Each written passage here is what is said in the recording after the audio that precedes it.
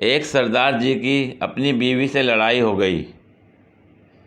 तू मैं इस कदर बढ़ गई कि सरदार जी ने हाथ जोड़कर कहा, बस कर मेरी माँ। अब बीवी को माँ बोल दिया तो मज़हबी मामला आ गया। दोनों मियाँ बीवी अपने सरदार गुरुजी के पास गए तो गुरुजी ने बड़ी किताबें फिरोल के कहा,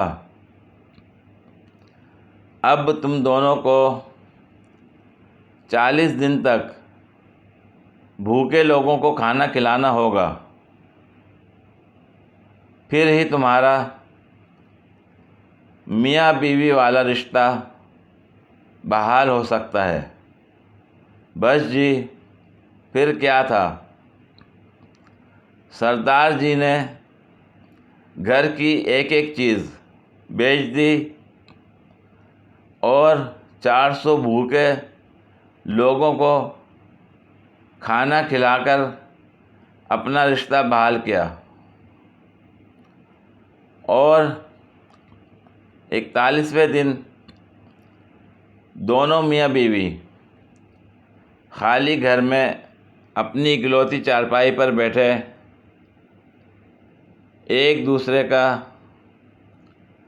मुंह तक रहे थे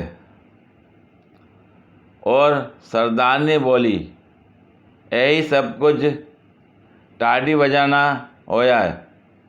और सरदार जी ने गुस्से से अपनी घरवाली को देखा और बोले, फिर छेड़नी पई है ना अपने पियो नू। खत्म,